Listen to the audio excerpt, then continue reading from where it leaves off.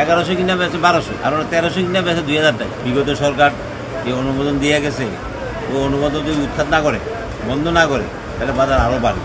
মিনিকের ব্যবসা আছে 80 টাকা 82 টাকা, আঠাশ ব্যবসা আছে 59-60, নাদেশের ব্যবসা আছে 80 থেকে 96 টাকা পর্যন্ত, আর পলাশের 110 থেকে 120 টাকা।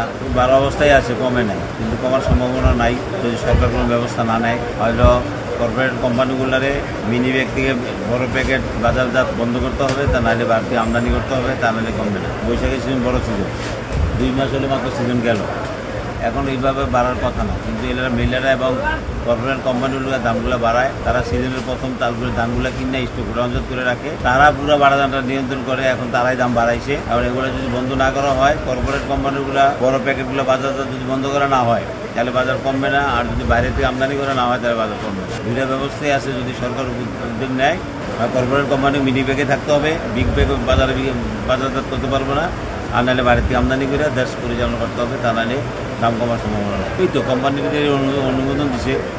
আগে তো কোম্পানির অনুমোদন ছিল না যে তারা 25 কেজি 50 কেজি বাজারে বাজারজাত করতে পারবে।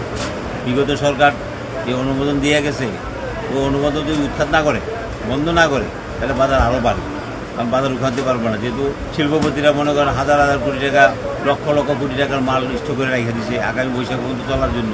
এই চালগুলো তো তাহলে তার রাখতো না, কম রাখতো। মহিলারা শুধু মানে বাজারজাত করে একটা মেলারে 50 থেকে 100 টাকা বাড়ায়, কোম্পানি 5 থেকে 700 টাকা 1000 পর্যন্ত একটা বস্তা বাড়ায়। তারা মিনি ব্যাগ করে 1 কেজি চালু খরচ হয় কত 2 টাকা, তারা 1 কেজি চালু 35 টাকা 40 টাকা ডিফারেন্সে বিক্রি করে। আমরা বলা চাল বিক্রি করি 110 টাকা 5 টাকা, ওনারা এই বলা চাল প্যাকেটগুলো বেশি 155 টাকা 50 টাকা, তাহলে 40 টাকা 50 টাকা ডিফারেন্স না। জানি কেন এগুলো হবে? সরকারের বারবারই আমরা বলতে আছি যে আপনার দুইটা জিনিস করেন। এই দেশের কর্পোরেট কোম্পানিগুলারে মিনি ব্যাগ যারা বাজারজাত করতো, তারা মিনি ব্যাগই করবে, বড় প্যাকেট বাজারজাত করতে পারবে না, তাইলে এত দাম বাড়বে না। তারা আগে কৃষকের কাছ থেকে মেলারা চাল কিনতো, ধান কিনতো, এখন মেলারও কিনে, কর্পোরেট কোম্পানিরাও কিনে।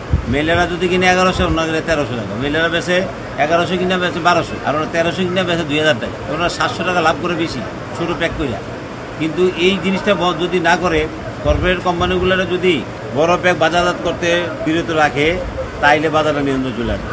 শুধু মেয়েরাই বাজারজাত করবে, কিন্তু কর্পোরেট কোম্পানিগুলো বন্ধ রাখতে হবে। বিগত দিনে আমি তো 42 বছর ব্যবসা করি, আমি দেখি সিজনে দাম কম। এখন দেখি মেয়েরা এবং কর্পোরেট কোম্পানিগুলো কম্পিটিশনে ধান কিনতে যায়, সিজনে দামও বেড়ে যায়। সিজনের পরে তাদের হাতে মার্কেটটা নিয়ে তারা দাম বাড়ায়, তারা দাম কমায়, তখন সিজনের উপর ডিপেন্ড থাকে না। আমি সরকার মহোদয়কে দৃষ্টি আকর্ষণ করে বলতে চাই যে বিশেষ করে কর্পোরেট কোম্পানিগুলারে মিনি ব্যাগে থাকবে, বিগ ব্যাগগুলো যাতে বন্ধ করে।